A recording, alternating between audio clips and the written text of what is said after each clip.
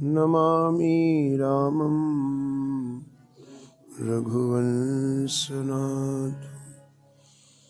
यत्र यत्र रघुनाथकीर्तनं तत्र तत्र कृतमस्तकाञ्जलिं वाष्पवारि परिपूर्णलोचनं मारुतिं नमत राक्षसान्तकं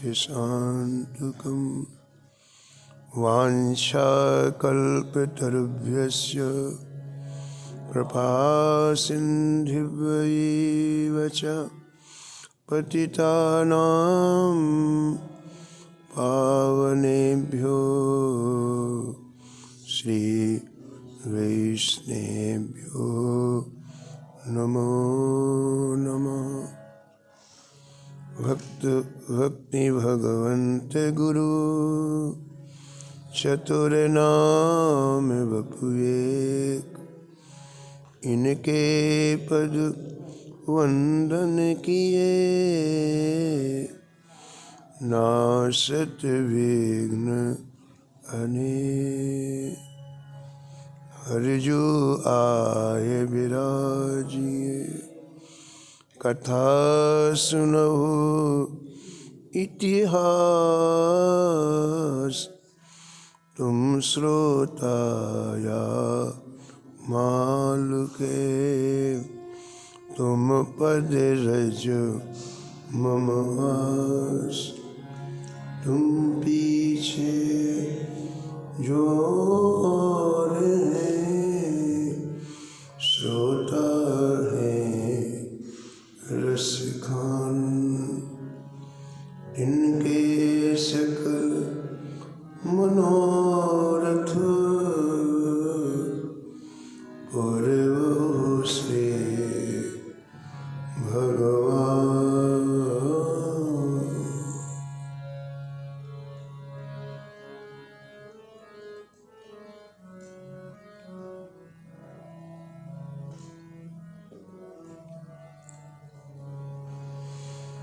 राधे राधे गोविंद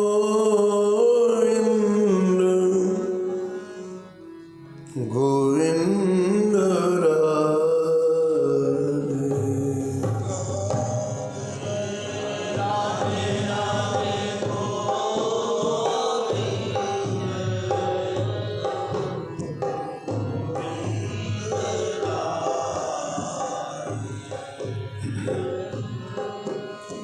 राधे राधे गोविंद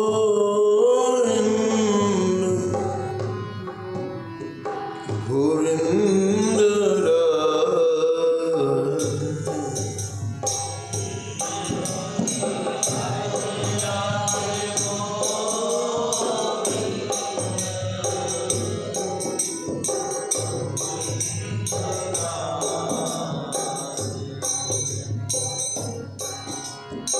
गोविंद राधे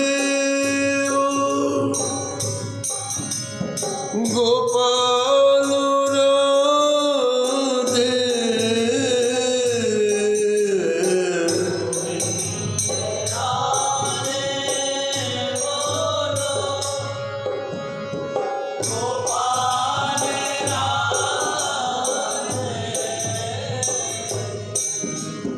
गोविंद राधे गोपाल राधे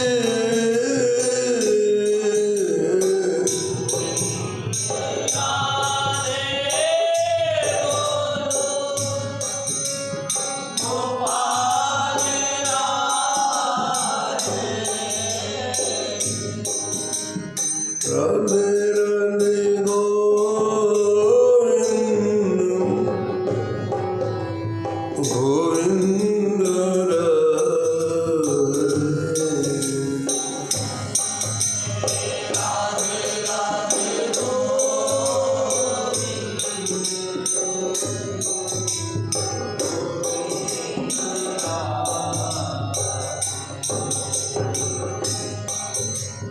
राधे राधे गोविंद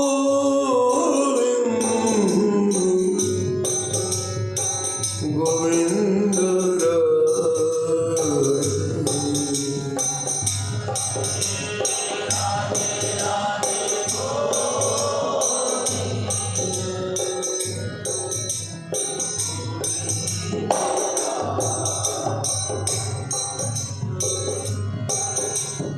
गोविंद राधे बोलो गोपाल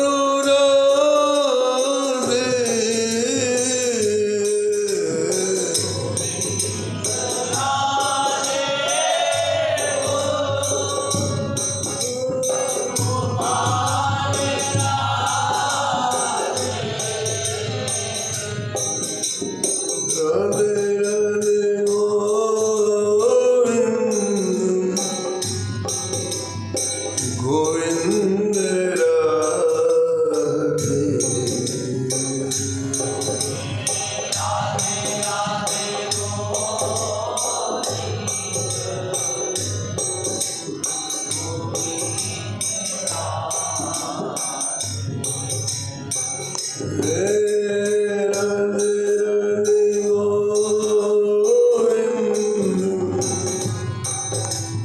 गोविंद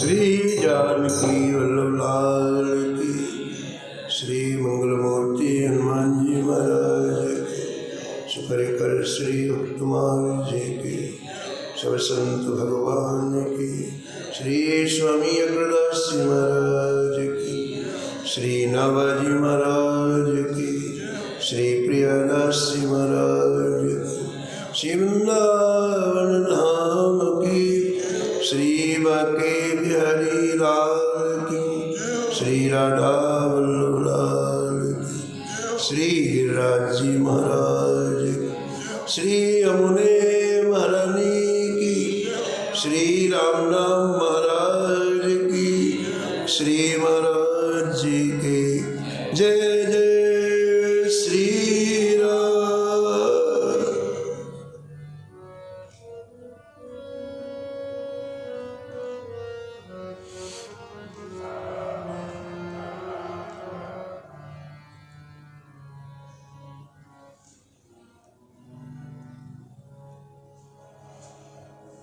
हरि सुयस प्रचुर कर जगत में, हरि सुयस प्रचुर ये कवि जनो अतिशय उदार,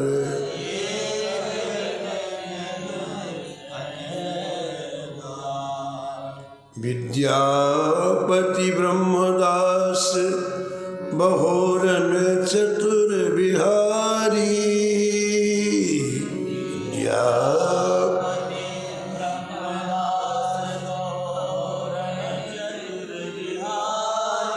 गोविंद गंगा राम लाल बरसानिया मंगलकारी,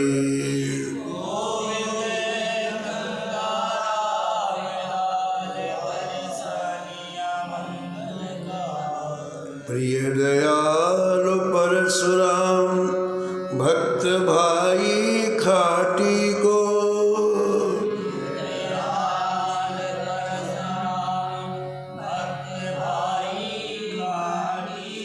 नंद सुवन की छाप कवित के सो कोनी को,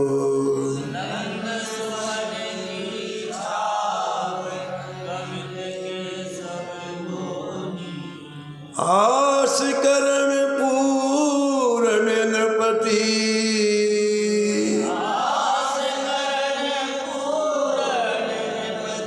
भीषम जन दयाल गुण नयन पार,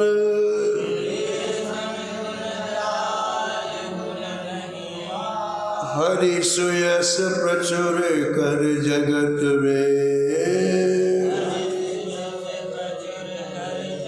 ये कवि जन अतिशय उदार।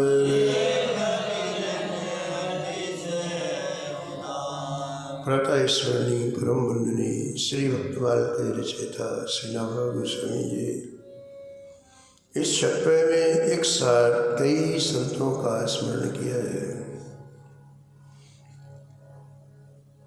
जो बाल्यावस्था से भगवान की दिव्य लीलाओं के पदों की रचना करते थे। उन पदों के माध्यम से भगवान के परम पावन मंगल में श्रेयस को, चरित्र को संसार के कोने कोने में पहुंचाया। श्री नाभा जी महाराज कहते हैं कि अतिशय उदार है। भगवान के चरित्रों को लोगों के अंतःकरण में प्रवेश करा करके उनकी बहिर्मुख प्रवृत्ति को अंतर्मुख कर दिया। निरंतर जो व्यक्ति संसार के बारे में सोचते थे, अब भगवत यश सुनने के बाद भगवान के परम पावन चरित्र में अवगाहन करने लग गए। इसलिए इनकी उदारता है, उन्हें इनसे कुछ नहीं चाहिए, जीव मात्र का कल्याण हो, बस यही लक्ष्य है इन संतों का। सर्वे भवन्तु सुखिनः सर्वे सन्तु निरामयाः। ऐसे जो सरल सहज, जिनका अंतःकरण अत्यंत निर्मल होता है, उनके साथ ठाकुर जी खेलते हैं। उन्हें ठाकुर जी अपना सखा बना लेते हैं, अपना दास बना लेते हैं। उनके साथ ठाकुर जी खेलते हैं। उन्हीं में एक नाम श्री गोविंद सखा का है।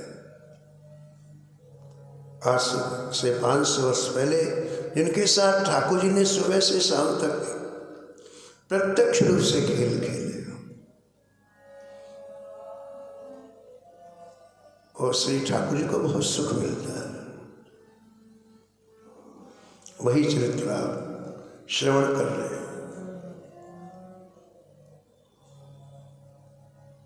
श्री नाथ जी का श्रृंगार श्री गोसाई विट्ठल नाथ जी अपने हाथ से करते थे। प्रत्येक सेवा गोसाई जी, कल आपने सुना, बड़े ही सावधानी पूर्वक करते थे। श्री ठाकुर जी की सेवा में प्रमाद नहीं होना चाहिए। प्रमाद का मतलब है आलस, और महाभारत में लिखा है कि आलस ही मृत्यु है। मृत्यु मृत्यु नहीं है, आलस ही मृत्यु है। तो पूरी सावधानी पूर्वक प्रातः काल से लेकर शयन पर्यंत की सेवा गोसाई जी स्वयं करते। आज प्रातःकाल श्रृंगार आरती के पहले श्रीनाथ जी का श्रृंगार कर रहे थे श्री गोसाई विट्ठल नाथ जी महाराज। गोविंद सखा प्रातःकाल ही आ गए, जगमोहन में खड़े गर्भगृह में ठाकुर जी का श्रृंगार कर रहे हैं। ये जगमोहन है। जगमोहन में बहुत से वैष्णव आरती का दर्शन करने के लिए आए हैं, वो बैठे हैं। गोविंद दास जी भी आ गए और वो भी खड़े हो गए। श्रीनाथ जी की दृष्टि गोविंद सखा पर गई। अब कुछ खेलने की इच्छा, श्रृंगार भले हो रहा है, कोई बात नहीं। तो गोसाई जी ने जैसे कोई चीज उठाने के लिए सिर झुकाया तो अपने जेब से कंकड़ी निकाली श्रीनाथ जी ने और कस के मारा।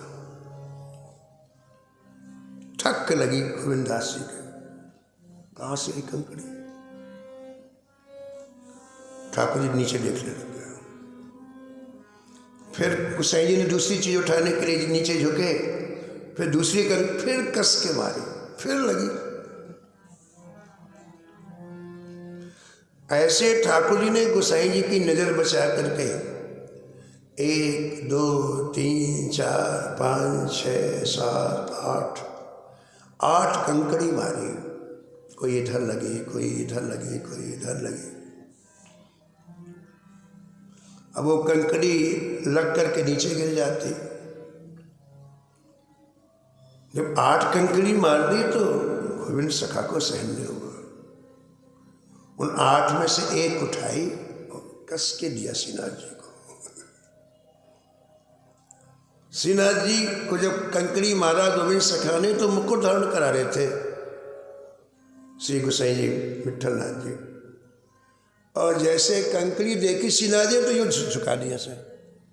कंकड़ी पीछे चली गई, उनको सिर में लगी, यूं चली पीछे चली गई। ओहो, गोसाई जी बहुत गुस्सा हुए। देखा इधर, तब तक ठाकुर जी बोल उठे श्रीनाथ जी, गोसाई जी ये गोविंद हमको कंकड़ी मारता है।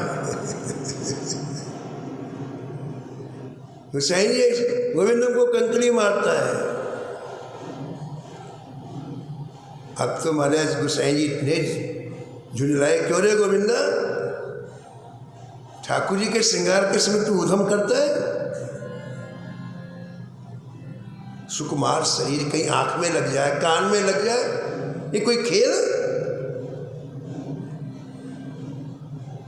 खूब डांटा मारा श्री गोसाई जी ने।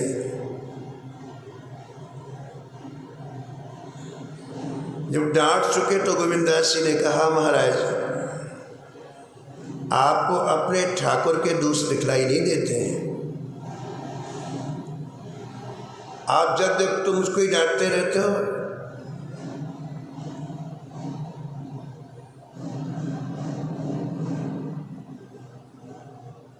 कहावत सत्य है, अपनों पूत सपूत, दूसरों को मूली गाजर। गोसाई जी इसने मेरे को 8 कंकड़ी मारी है, गिन लो। इसने मेरे को 8 कंकड़ी मारी है, तब मेरे को गुस्सा आया और मैंने 1 कांकड़ी मारी तो आपने लाल लाल नेत्र कर लिए। तो गोसाई जी ने श्रीनाथ जी की तरफ देखा, श्रीनाथ जी हंस दिए। तो पता चला कि देखो ठाकुर जी कितना चाहते हैं, गोविंद आ जाए तो उसके बिना एक क्षण के लिए भी बिना खेले नहीं रहते। बोलो भक्तवत्सल भगवान की।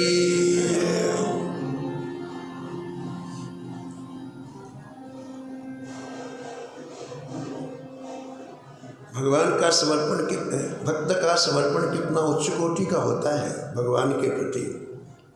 एक छोटा सा प्रसंग है गोविंद सखा का। लिखा हुआ है कि गोविंद सखा की एक पुत्री थी।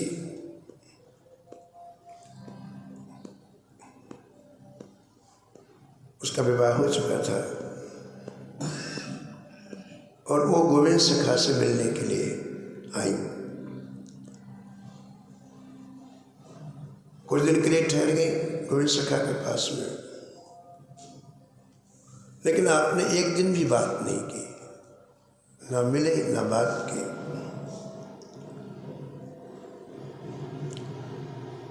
फिर इनकी बहन ने कहा गोविंद सखा से कि बेटी को आए हुए इतने दिन हो गए और आपने एक क्षण के लिए भी पुत्री से कोई बात नहीं की।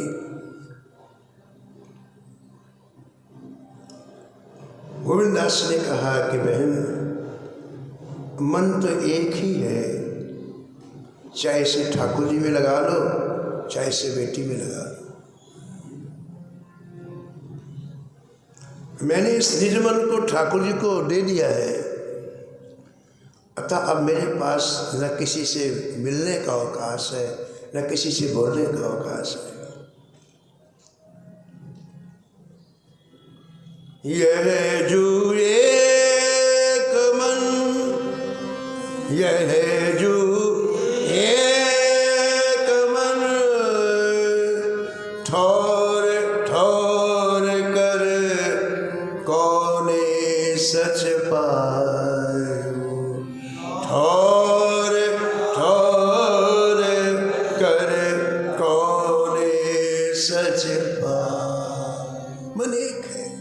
इसे आप जितनी जगह विभक्त करेंगे तो लक्ष्य की प्राप्ति नहीं होगी, उद्देश्य की प्राप्ति नहीं।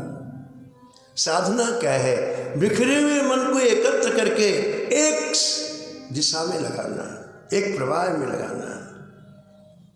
सबके ममता ताग बटोरी, सबके ममता मम पद मन ही बाधी बरडोरी।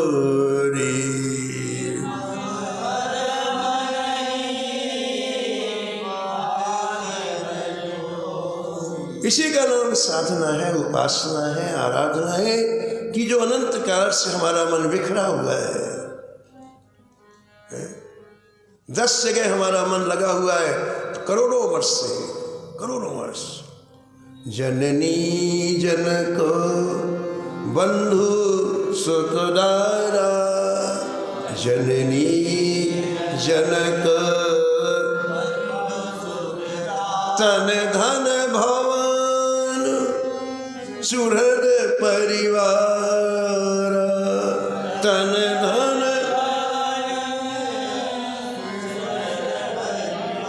करोड़ों वर्ष से मन इस 10 जगह लगा हुआ है। और जब भी जन्म लेते हैं इसी 10 जगह मन विभक्त हो जाता है। लेकिन 84 लाख में मानव जीवन एक ऐसा है जहाँ सुधार किया जा सकता है। और सुधार केवल ये कि हम मन को सब तरफ से खींच करके इसे एक प्रवाह धारा के रूप में प्रवाहित करके श्री ठाकुर जी के चरणों में लगाना। गोविंद सखा ने कहा, ये मन मैंने दे दिया है ठाकुर जी को, अब मेरे पास अवकाश नहीं है किसी से बात करने का। उद्धव जी ने ब्रजांगनाओं को कहा कि अरे भाई, मैं तुम्हें ऐसा ज्ञान बता रहा हूं कि तुम्हें कृष्ण का वियोग बिल्कुल क्षणमात्र के भी नहीं स्मरण में आएगा। तुम उस ज्ञान को सुनो और धारण करो। ब्रजांगनाओं ने कहा, ये मन हमने दे दिया है श्याम सुंदर को, अब दूसरे को मन देने के लिए है ही नहीं तो दे क्या। उदो मन न भय 10-20 उदो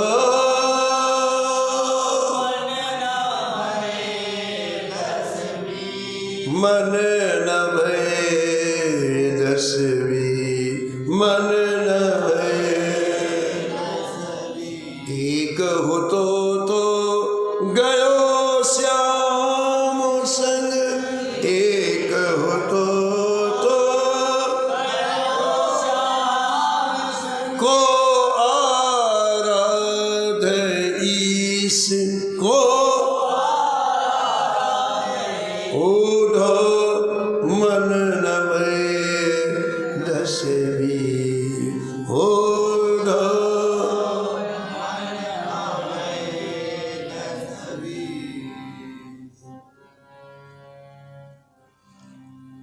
गिरिराज जी के सचल स्वरूप पूज्य पंडित गया प्रसाद जी महाराज की एक बेटी थी, उनके 2 बच्चे थे। 7-8 वर्ष की आयु के रहे होंगे तो पूज्य पंडित जी के पास आशीर्वाद दिलाने के लिए ले गए। पंडित जी चुपचाप बैठे, उनको करीब आधा घंटे बैठे हो गए, कोई बात नहीं की। तो बेटी ने कहा पिताजी, ये बच्चे कह रहे हैं कि नाना जी हमसे बात नहीं कर रहे हैं। तो पंडित जी बोले, मैं जो कहूँगा वो इनकी समझ में नहीं आएगा और ये जो कहेंगे मेरी समझ में नहीं आएगा, तो बात कौन सी करें।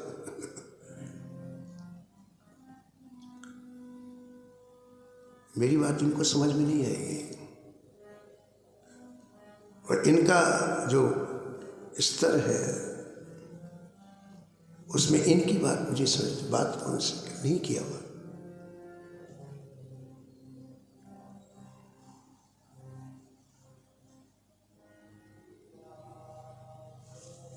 श्री गोसाई विट्ठलनाथ जी की जो बहू बेटियां थी उनको पता चला कि गोविंद दास जी की पुत्री आई है, तो वात्सल से उन्होंने बहुत सा प्रसाद भेजा। वस्त्र है, धन है, मिठाइयाँ हैं, सब भेजा। तो जो सेवक लेकर के आए, गोविंद दास जी की मुलाकात हो गई। बोले क्या लाए हो? बोले गुरु जी के यहाँ से, उनके घर से चीज़ें भेजी गई हैं आपके बेटी के लिए। बोले बिल्कुल नहीं, वापस ले जाओ, बिल्कुल नहीं। गुरु गोविंद को कुछ देना चाहिए, उनसे कोई भी लौकिक वस्तु लेने की अभिलाषा नहीं रखना चाहिए, ऐसा गोविंद दास जी कहते। कोई भी शिष्य हो उसके मन में कभी ये अभिलाषा ना हो कि लौकिक वस्तु उनसे हमें मिले। उनसे तो अलौकिक वस्तु ही लो आप। तुरंत आपने वापस करा दिया। इनके चरित्रों में इनकी रहनी मिलती है। सबके साथ में रहते हुए अंतःकरण कितना समर्पित था, इसका आभास होता है। ठाकुर जी अंतःकरण को चाहते हैं, और हमारा अंतःकरण बिका हुआ होगा तो कैसे ठाकुर जी हमसे हमारे साथ लीलाएं करेंगे? बताओ। हमने जो चाहिए वो तो हमने दे दिया, गिरवी रख दिया। धन के लिए गिरवी रख दिया, प्रतिष्ठा के लिए गिरवी रख दिया, परिवार के लिए गिरवी रख दे दिया ना इसको। और ठाकुर जी कहाँ लीला करें? तो इन लोगों का जीवन देखो सब में रहे, लेकिन अंतःकरण को स्पर्श नहीं कर, अंतःकरण को सुरक्षित रहा। और इसलिए ठाकुर जी ने इन लोगों के साथ ऐसी लीलाएं की जो किसी योगी के साथ नहीं हुई, हंस के, परमहंस के साथ नहीं हुई, वो इन लोगों के साथ ठाकुर जी लीलाएं की। ठाकुर जी को जो चाहिए वो इनके पास था।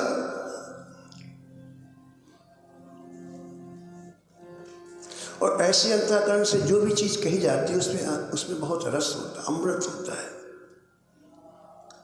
इसलिए पदों का ये गायन करें, चाहे भगवान का मंगलमय चरित्र कहे, उसमें अद्भुत रस होता है। वस्तु वही है, लेकिन परोसने वाला अंतःकरण दूषित होने से उस वस्तु में मिलावट आ जाती है। इसलिए कथा वही है, लेकिन अंतःकरण के अनुसार कथा का रस पीयूष प्राप्त होता है। भरत जी ने हनुमान जी से कहा, हनुमान जी हमें राम जी की कथा सुन। अरे क्या अयोध्या में कोई कथा कहने वाला नहीं था कि हनुमान जी से कहा कि हमें राम जी का चरित्र सुना? अरे ऐसा अंतःकरण नहीं था कोई। हनुमान जी के सही कथा तो वही है।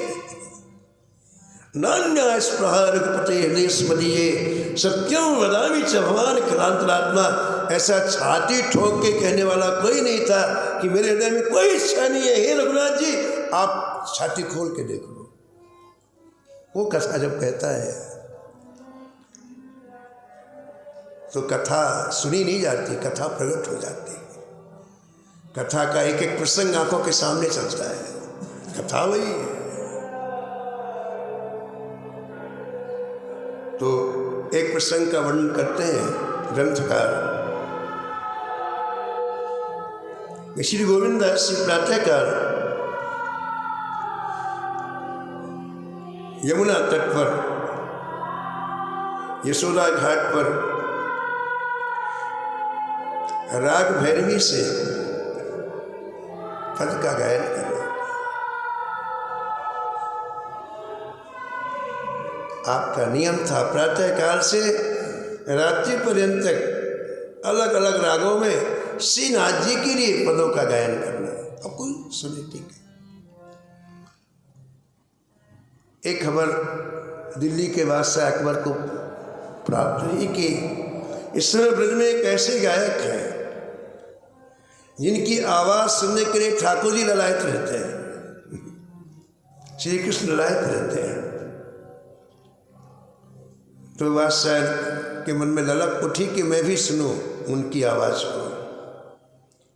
और पता लगाया कि प्रातःकाल यमुना तट पर, यशोदा घाट पर आप गायन करते हैं। प्रातःकाल का राग भैरवी है, इसलिए आप भैरवी पद में गायन करते थे। आज भी आपने भैरवी राग से पद गायन प्रारंभ किया है।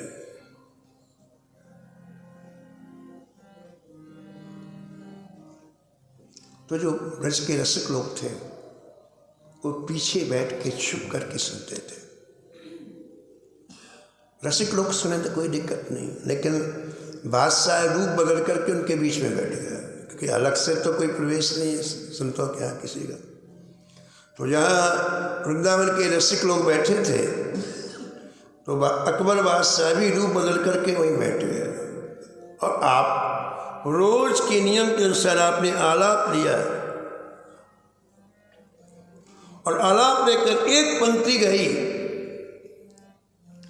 बादशाह ने कभी ऐसा गायन सुना नहीं था जीवन में।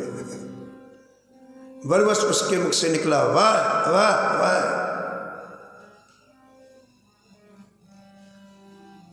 तो गोविंदास जी ने वही बंद कर दिया गायन। बोले कौन बोला?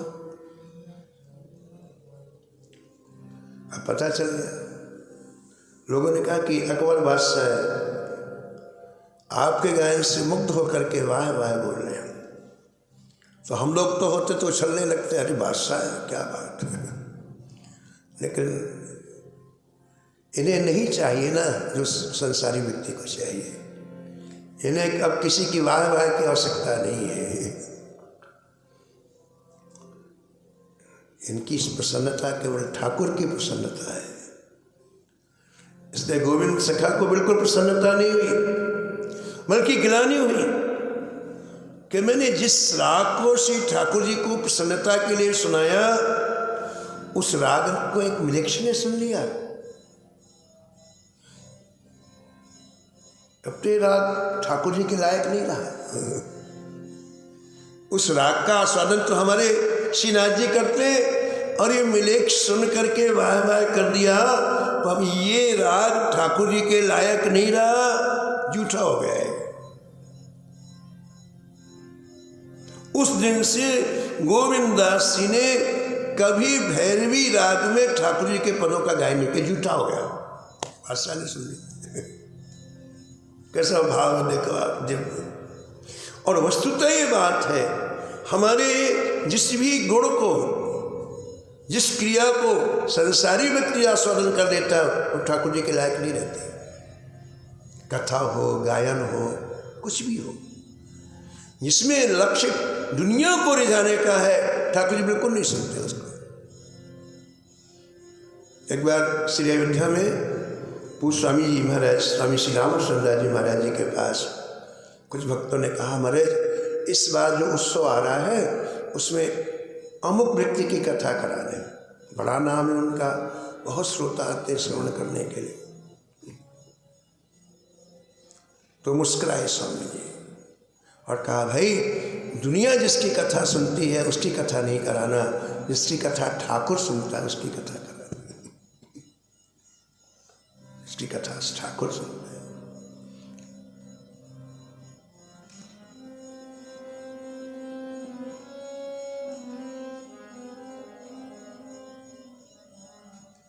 एक बार संगीत सम्राट तानसेन ने सुना कि गोसाई विट्ठलदास जी संगीत के बड़े प्रेमी हैं, और तानसेन बादशाह के दरबार का खास व्यक्ति था,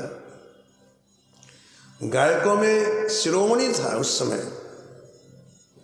तो उसके मन में है कि मैं गोसाई विट्ठलनाथ जी के पास जाऊं और अपने संगीत को श्रवण करा करके उनको प्रसन्न करूं। तानसेन दिल्ली से चल करके आए, गोकुल आए। विट्ठलनाथ जी को बताया गया कि तानसेन जी आए हैं कुछ अपनी सेवा करने के लिए।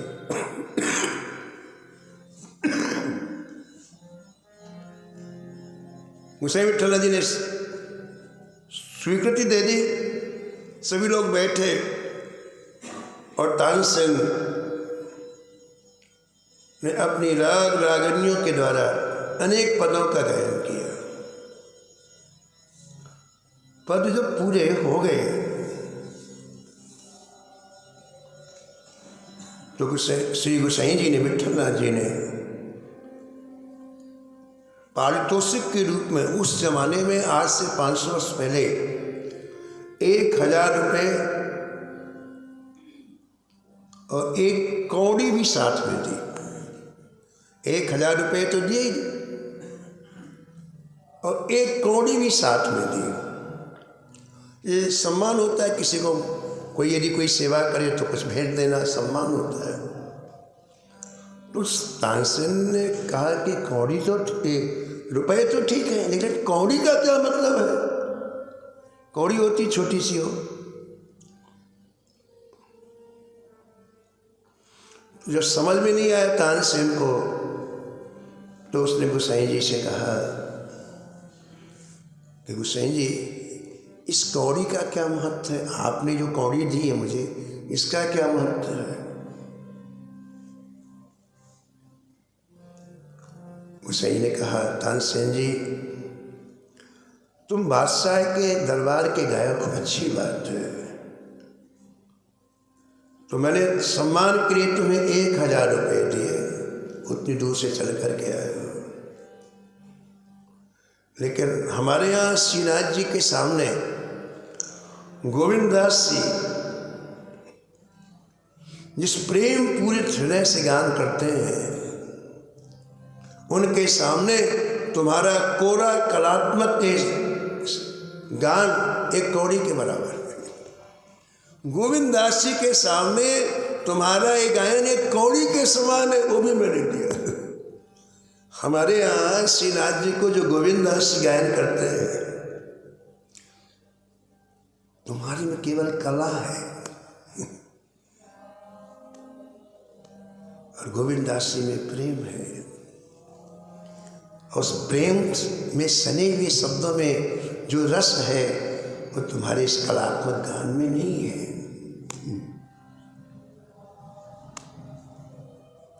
मीरा जी के चरित्र में लिखा है कि मीरा जी का दर्शन करने के लिए अकबर और तानसेन आए, तो तानसेन ने अपना परिचय दिया कि मैं बादशाह के दरबार का गायक हूँ और ये बादशाह आए, क्योंकि वेश बदल करके गए थे। तो मीरा जी ने कहा कि हमारे गिरधर गोपाल के सामने हाजिरी दो, तो तानसेन ने गायन किया। तानसेन के गाने के बाद तानसेन ने कहा कि हम लोग आपके मुख से सुनने के लिए आए हैं, आप भी हमें कुछ सुनाएं।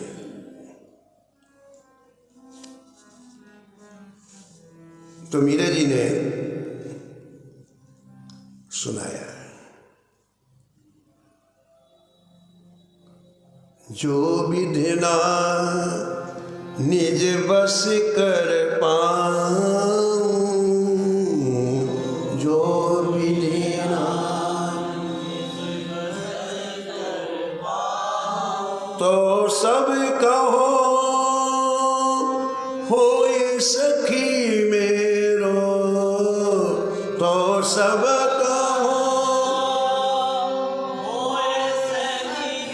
अपनी साध पुराओ,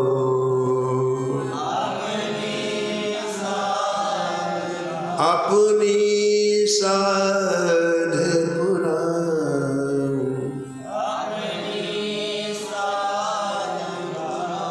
एक वृंदांगना कह रही है, अरे सखी, यदि ये विधाता मेरे बस में हो जाए, ये ब्रह्मा मेरे बस में हो जाए, तो मैं अपनी इच्छा पूरी कर दूं। बोली, सखी तेरी क्या इच्छा है? लोचन रोम रोम प्रतिमा दो, लोचन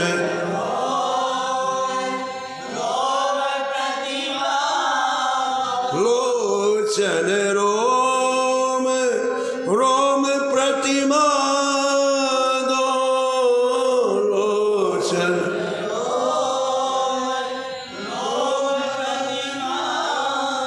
पुनि पुनि त्रास दिखाऊं।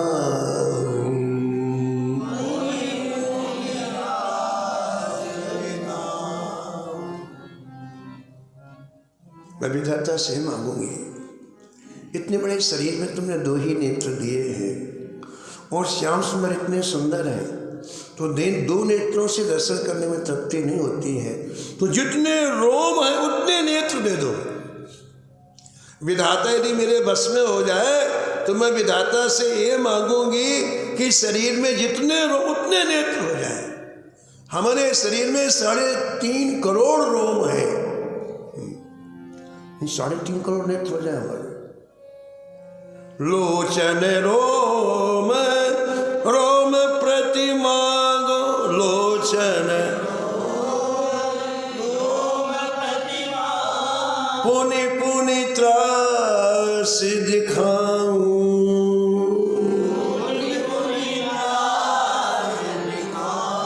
एक टकोर है पलक नहीं लागे,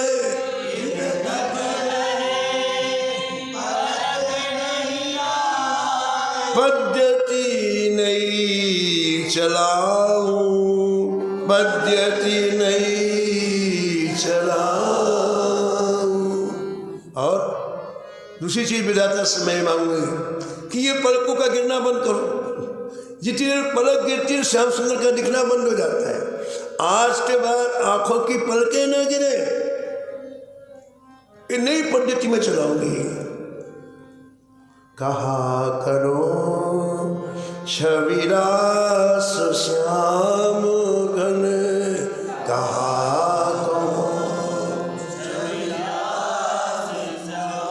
लोचन द्वय न अघाऊं।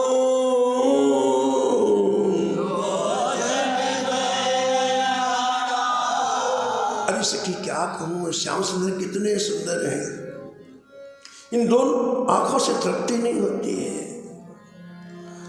एते पर ये निमिख सूर सुने, एते पर ये निमिख सूर सुने, यह दुख काज सुनाऊं, यह दुख काज सुनाऊं।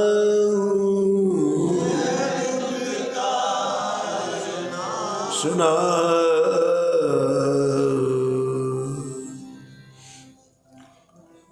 तो मीरा जी ने जब पद गाया तो दोनों की छाती गीली हो गई, इतना आंसू का अश्रुपात हुआ।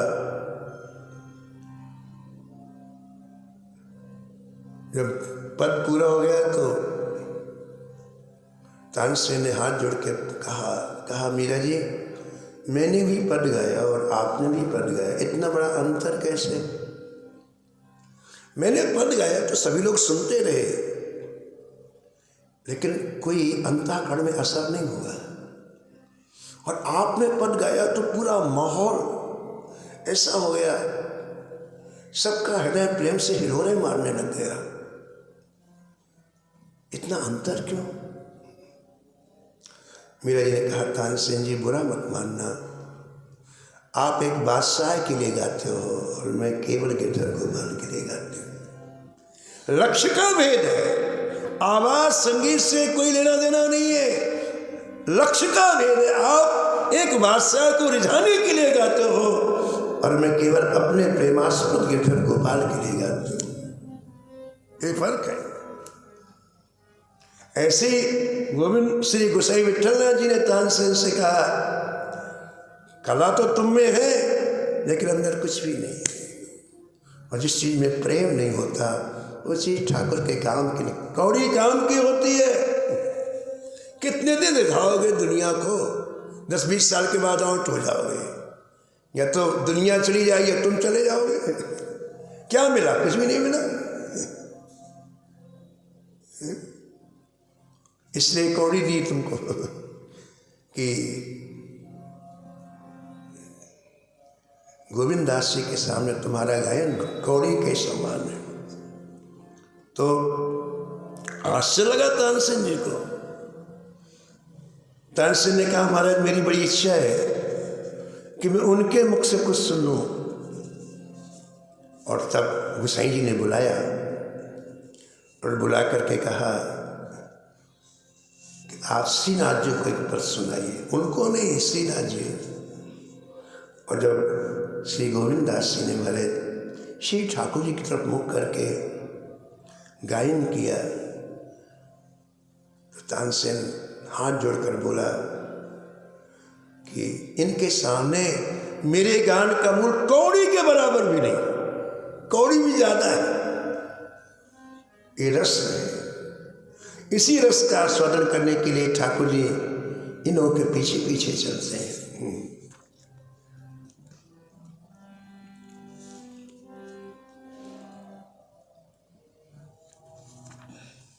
बोलो भक्तवत्सल भगवान की।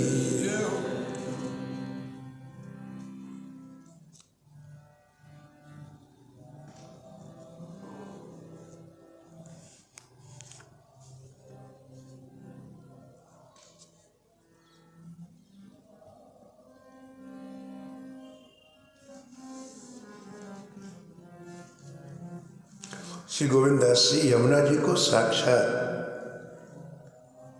राधा रानी मानते थे, श्री जी मानते थे। सारा खेल भावना का है। आप जहाँ जैसी भावना करोगे वैसा ही प्रत्यक्ष आपको फल मिलेगा, वैसे ही लाभ मिलेगा। यमुना जी को आप साक्षात श्री जी की भावना करते, साक्षात राधा रानी। इसलिए कभी भी यमुना जी में अपना चरण स्पर्श नहीं कराते। नहाने की तो बात छोड़ दो, यमुना जी ने कभी पैर का स्पर्श नहीं कराते थे। यमुना जी जाकर के वंदन करते, प्रणाम करते चले जाते। कभी स्नान नहीं किया, कभी चरणों का स्पर्श नहीं कराया। लेकिन भाव अंतरंग होते हैं, प्रकाशित करने के नहीं होते। भगवान के प्रति आपका जो भाव है उसे सड़क में मत चिल्लाओ, नहीं भगवान नाराज हो जाएंगे, भगवान संबंध ही तोड़ देंगे। आपका अंतर्भाव रस आस्वादन करने के लिए है, किसी को प्रभावित करने के लिए नहीं। आजकल तो भीड़ लगी हुई है, मर्द हमको ये अनुभव हुआ, हमको ये अनुभव हुआ, हमको भीड़ ही लगी लोगों की। अब राम जी जाने उनको क्या हुआ है, लेकिन ये प्रणाली उपासकों के लिए ठीक नहीं है। तो गोविंद सखा का ये भाव था कि श्री जी साक्षात श्री जी हैं यमुना जी। तो कभी महाराज चरण स्पर्श नहीं कराते थे, स्नान नहीं कराते थे। एक दिन गोसाई विट्ठल नाथ जी के पुत्र श्री बालकृष्ण जी और श्री गोकुलनाथ जी ने गोविंद सखा को यमुना के तट पर देखा तो दोनों ने पकड़ लिया। एक हाथ तो श्री बालकृष्ण जी ने और एक हाथ गोकुलनाथ जी ने, और कहा चलो हमारे साथ यमुना स्नान करना है। अब महाराज वो चिल्ला रहे, मैं नहीं करूंगा, मैं नहीं करूंगा, मैं नहीं करूंगा। और जबरदस्ती करने लगे, चलो चलो हमारे साथ स्नान करो। तब महाराज अत्यंत व्याकुलता पूर्वक कहा, महाराज मेरी निष्ठा दूसरी है महाराज, ये मेरे लिए साक्षात श्री जी है।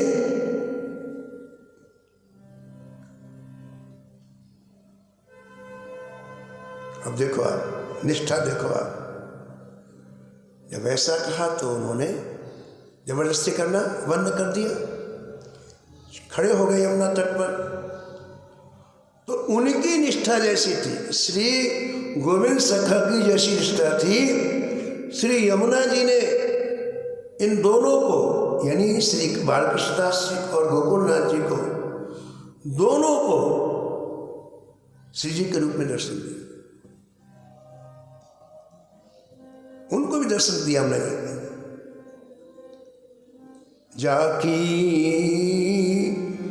रखी भावना जैसी, जाकी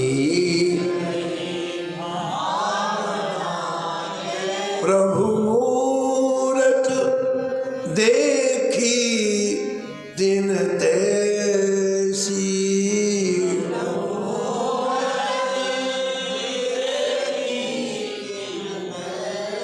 भाव का बड़ा महत्व है, निष्ठा का बड़ा महत्व है।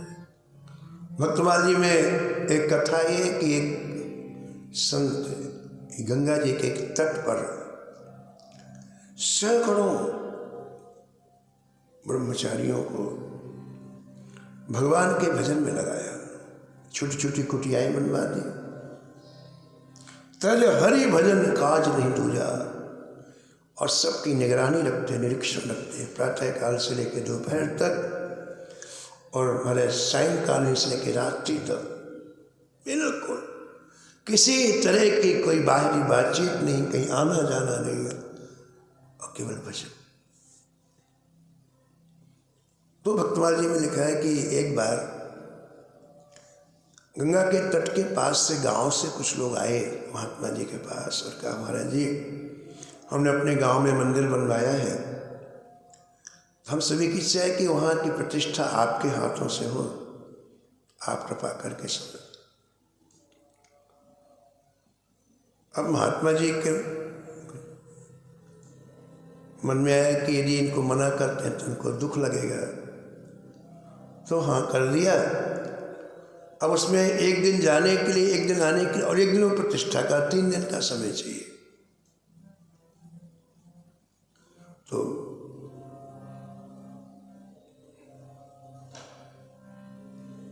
जब जाने लग गए तो सभी जो गंगा किनारे जितने लोग भजन करते थे सबने प्रणाम किया। उसमें से जब सब प्रणाम करके चले गए तो एक वहां से नहीं गया। तो गुरु जी बोले, क्या बात है भाई, तुम क्यों बैठे हो? बोले, गुरु जी मैं आपके साथ चलूंगा। क्यों चलोगे? बोले, मैं आपके बिना रह नहीं सकता हूं। गुरु जी कहा, देखो भाई तुम चलोगे तो दूसरे लोग भी तैयार हो जाएंगे, तुमको एक को ले चलेंगे दूसरे को बुरा लगेगा, इसलिए तुम एक काम करो, तुम यहीं रहो और हमारा भाव तुम गंगा जी में रखो। ये जो सामने गंगा जी प्रवाहित हो रही है, तुम ये समझो कि ये हमारा ही स्वरूप है, इन्हीं का दर्शन करो, इन्हीं की आरती करो, इन्हीं को प्रणाम करो, गंगा जी को। गुरु जी की बात मान ली उसने। वैसे तो पहले रोज गंगा स्नान करता था, लेकिन उस दिन से वो गंगा स्नान करना बंद कर दिया, कुएं में स्नान करने लग गया। बड़े भावपूर्वक, ये मेरे साक्षात गुरुदेव है, इस भावना से गंगा जी जाता ही नहीं, कहीं पैर ना स्पर्श हो जाए, कुछ ना हो जाए। अब बड़ा हल्ला मच गया कि मारे ये बिगड़ गया, ये गंगा स्नान करने नहीं जाता है, ये बिगड़ गया, गुरुजी के जाते ही बिगड़ गया। अब सब विरोध में हो गए कि गुरुजी जैसे है इसकी शिकायत करके निकलवा, दूसरों को बिगाड़ेगा ये। तो 3 दिन के बाद गुरुजी वापस आए तो सब इकट्ठे हो गए। बोले, गुरुजी पहले इसको निकालो, आपके जाने को इतना आलसी हो गया है और भी सब बिगड़ जाएंगे, इसको निकालो। गुरुजी कहा, लोगों भाई स्नान कर ले पहले। तो गुरुजी अपना सामान रखा नीचे, सीधे गंगा जी गए और गंगा जी के इस पार स्नान नहीं किया, गंगा जी के उस पार स्नान किया। कुछ नहीं, कपड़े कटी वस्त्र था, बाकी सब कुछ था ही नहीं। डुबकी लगाने के बाद वस्त्र चाहिए, तो इसी को पुकार के कहा, इसी शिष्य को जो गंगा स्नान करने नहीं जाता था उसको पुकार के कहा, अरे भैया हमारा अंगोछा ले आ, हमारी कोपीन ले आ। अब खड़े गीले वस्त्र, तो तुरंत गुरु जी के अंगोछा कोपीन लिया, दौड़ कर आए। अब गंगा जी के पास आ गए, अब गंगा जी में तैर के जाए तब तो अंगोछा देना, उस पार है गुरु जी, और गंगा जी को साक्षात गुरु के रूप में मान लिया है। अब क्या हो? अब मैंने किंग कर्तव्य में, गुरु जी बुला रहे, नहीं जाओ तो अपराध, और यदि गंगा जी को चरण स्पर्श कराओ तो अब क्या करूं मैं? तो भक्तमाल जी में लिखा हुआ है कि 2 मिनट के बाद गंगा जी की लहरों से आवाज आई, बस चिंतित ना हो, मैं अपनी धारा में कमल के बड़े बड़े पत्ते निकाल देती हूँ, एक एक हाथ ऊपर, उस पर चढ़ के तुम गुरु जी के पास चले जाओ। और 1 मिनट में महाराज गंगा की धारा में बड़े बड़े विशाल कमल के पत्ते निकल आए और उस पर चढ़ करके गुरु जी के पास गए, उनको अंगोछा दिया और कॉम्प्लेन दिया।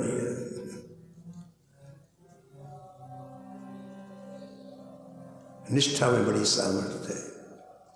श्री गोविंद दास जी ने पूरे जीवन यमुना जी को साक्षात श्री जी का स्वरूप ही माना। ऐसे गोविंद दास जी के चरणों में कोटि सा वंदन करते हुए हम वाणी को ही विराम देते। हरि भजले हरि भजले हरि भजने का,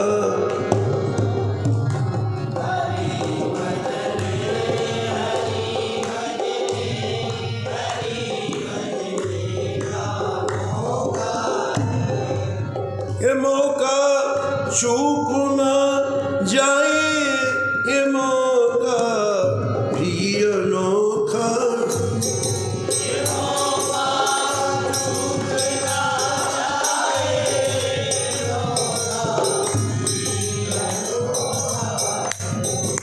हरि भजले हरि भजले हरि भजने का मौका है।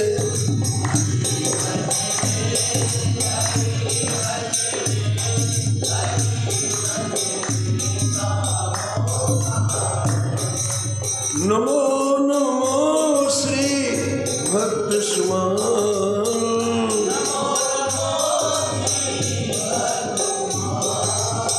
जाके सुनत महतम नासत,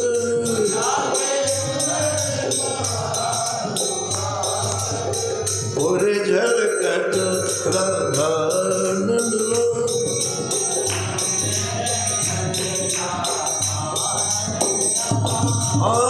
गद गद स्वर पुलकित अंगनी,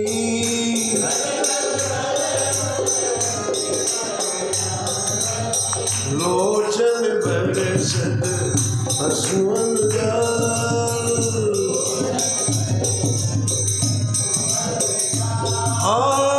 उतर जात अभिमान व्याल विष,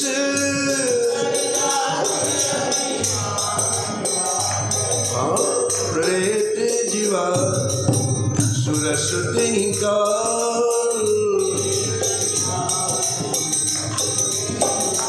आदि होत प्रीत हरि भक्ति जनन सो,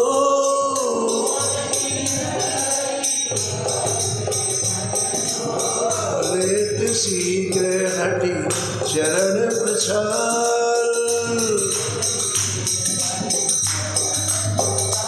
चले तजत कुसंग लेत सत्संगति,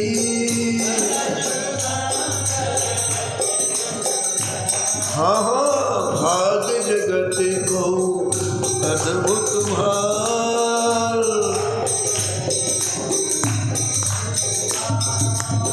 निशिवासन सोवत हर जागत,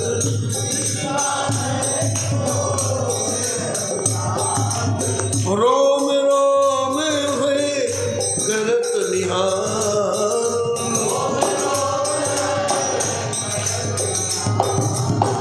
अग्र नारायण दास प्रिया प्रिय,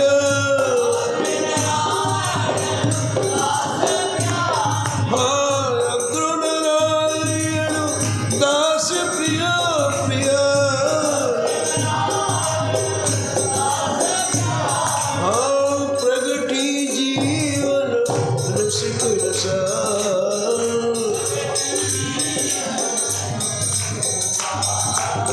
नमो नमो श्री भक्ति सुमान,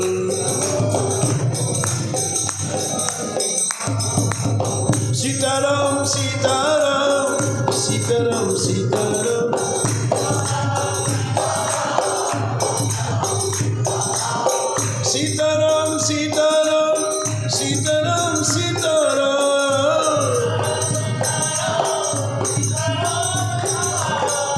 सीताराम सीताराम सीताराम सीताराम, हाँ सीताराम सीताराम सीताराम सीताराम, हाँ सीता